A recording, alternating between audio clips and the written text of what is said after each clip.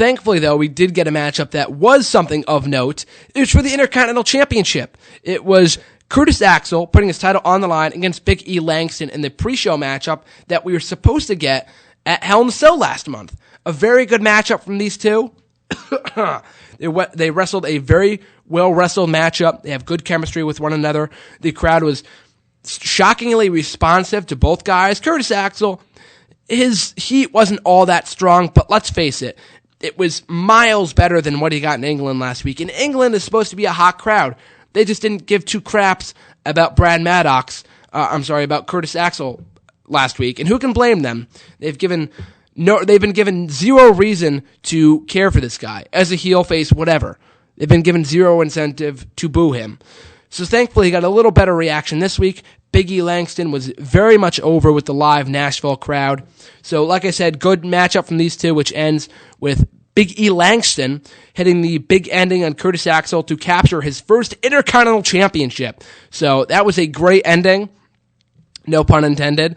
But we have a new IC champion, folks. For the first time since Father's Day back in June at Payback, we have a new Intercontinental champion. A lot of people like to poo-poo on Curtis Axel's reign as IC champion, but I personally did not think it was all that bad. Because, I mean, you got to take into account all the victories that he's garnered. I mean, some of them were more, suspicious than other ones, but they're still official and they're still in the record books.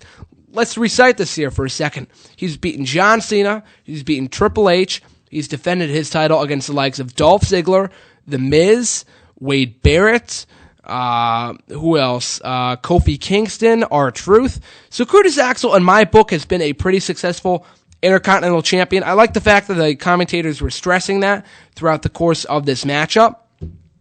But I can see why a lot of people would think otherwise, because this guy's taken so many GTSs from CM Punk that I honestly lost track after the first dozen. But and he's done nothing to get heat from the live crowd either. So he's not really a heel. He's not a bad wrestler. This guy's a very good wrestler. That's one of the reasons why people wanted to see him repackaged in the first place when he was first going by the moniker of Michael McGillicuddy at this point last year. He's a very good wrestler. He just has zero charisma. That's all. And it appears that his officiation with Paul Heyman is officially over, as Paul Heyman was not on this show, in the WWE website, as well as Axel himself last week on SmackDown, reinforced the fact that he is no longer a Paul Heyman guy. Whether it's for the better or worse remains to be seen, but as of right now, it looks like Axel is back to the lower mid-card. Curtis Axel, won the title back in June. He had a decent reign with the title, but it's now Big E Langston's time. Like I mentioned before, he was very much over with this crowd. I thought it was a great move to put the belt on Langston, especially if they are keen on pushing him going forward as a babyface. I saw a few people in the crowd after he won, throwing up their hands in the 5 signal. Because remember, for those of you that don't watch NXT, his whole gimmick down there was, flashing 5.